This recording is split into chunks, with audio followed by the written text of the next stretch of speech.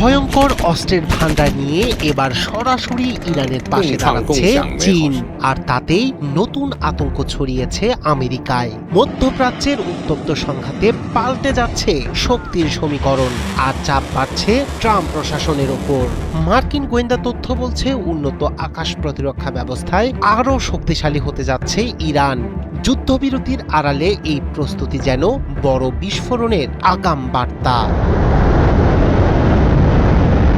যুদ্ধের ময়দানে নতুন মোড়, ইরানকে আরো শক্তিশালী করতে পর্দার আড়ালে সক্রিয় চীন। মধ্যপ্রাচ্যের উত্তপ্ত সংঘাতে এবার সরাসরি জড়িয়ে পড়ার আশঙ্কা তৈরি হয়েছে বেইজিংকে ঘিরে। মার্কিন গোয়েন্দা তথ্য বলছে খুব শীঘ্রই চীন ইরানের জন্য নতুন আকাশ প্রতিরক্ষা ব্যবস্থা সরবরাহ করতে পারে, যা পুরোপুরি বদলে দিতে সক্ষম যুদ্ধের গতিপথ।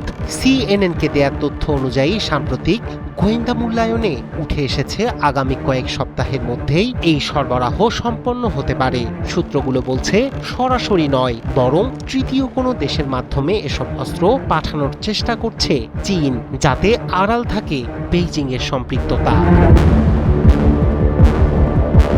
এই সম্ভাব্য সরবরাহের কেন্দ্রবিন্দুতে রয়েছে কাঁধে বহনযোগ্য আকাশ প্রতিরক্ষা ব্যবস্থা ম্যানপ্যাডস। 5 সপ্তাহের যুদ্ধে মার্কিন যুদ্ধ বিমানের জন্য বড় হুমকি হয়ে উঠেছিল এই ধরনের অস্ত্র।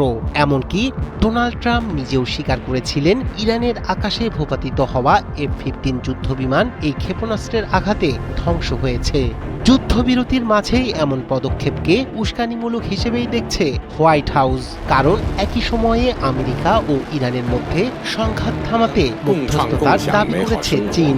এছাড়া আগামী মাসেই ট্রাম্প ও শি জিনপিং এর বৈঠক হওয়ার কথা। তার আগেই এই ধরনের পদক্ষেপ নতুন করে উত্তেজনা বাড়াতে পারে।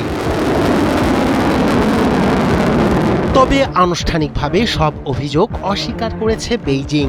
চীনা দূতাবাস বলছে তারা কখনোই সংঘাতের কোনো পক্ষকে অস্ত্র দেয়নি, বরং যুদ্ধবিরতি প্রতিষ্ঠা ও উত্তেজনা কমাতে কাজ করছে শি প্রশাসন। তবুও মার্কিন গোয়েন্দা তথ্য বলছে ইরান এই যুদ্ধবিরতিকে ব্যবহার করছে নিজেদের সামরিক শক্তি পুনর্গঠনের সুযোগ হিসেবে। তারা মনে করছেন ইরানের সঙ্গে দীর্ঘদিনের অর্থনৈতিক ও জ্বালানি নির্ভর সম্পর্ক রয়েছে চীনের, সেই সম্পর্ক ধরে রাখতেই কৌশল নিয়েছে বেইজিং।